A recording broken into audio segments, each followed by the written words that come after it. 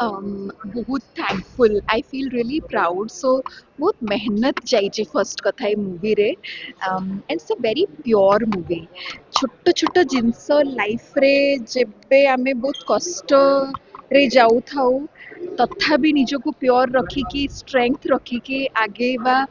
ए सब जिनस plus society पई messages like organ donation and all it's a beautiful movie and I wish them all the best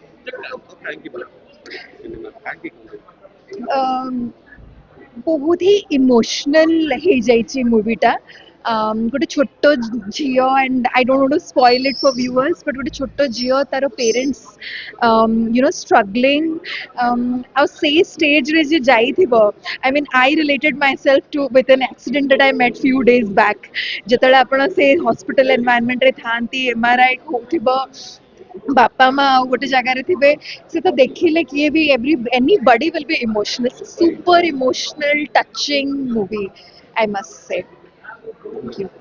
सिनेमाटा the half totally different half time पूर्व गोटे हूँ खुशी बासी ये हाफ टाइम पर दुख एवं ताकू जो भाया मार्मिक भाव माने प्रदर्शन कर सब एक्टर बहुत हृदयस्पर्शी निश्चित भाव समस्त आदृत हम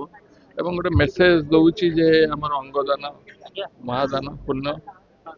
एवं से फिल्म गोटे बड़ मेसेज रही फिल्मटा बहुत जेहेतु आमर ओडिशार विभिन्न जो संस्कृति विभिन्न आमर जो कला अच्छी ताकू नहीं खेची सेटा निश्चित भाव बहुत सुंदर है भल हृदय को जीति निश्चय निश्चय आखिर लुह आसवा निश्चय हृदय को न जीते कौन कथा कौन बार्ता आखिर लुह आसवा स्वाभाविक नुहे exactly right thank you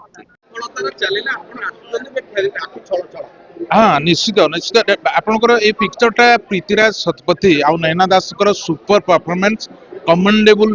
performance जेते कहले मध्य जेते प्रशंसा कले मध्य कम हबो आपनकर जो लोक ता छाती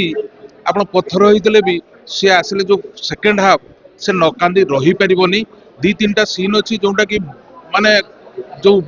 पूना त्रिपाठी आउ प्रीतिराज जो कांदी चंती खट ऊपर कुंडई कुंडाकुंडी हिकरी आउ जते बळे तांको झियर देह खराबटा शुणी डाक्तरखाना जे ब्रेन ट्यूमर होती पड़ी जाइए नैना दास एमती केतेटा सीन अच्छी जोटा कि बहुत संवेदनशील बहुत सुंदर लगे भारी सुंदर भाव भी अभिनय करमती हेले जे प्रकृत में ओडिया सिनेमा लोक देखापी आसबे निश्चित जी कहूँ ओडिया सिनेमा रो गोटे नुआ जुग आरंभ है किछि पिक्चर भी होती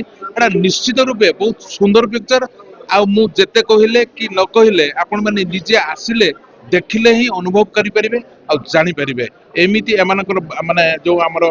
अछंती दी जण नैना दास आ जो प्रीतिनाथ शतपथी जो परिश्रम करचंती एटा एक्चुअली परिश्रम रो फल निश्चित रूपे तांको मिलिबो एवं मिलिची मु निश्चित कहबी।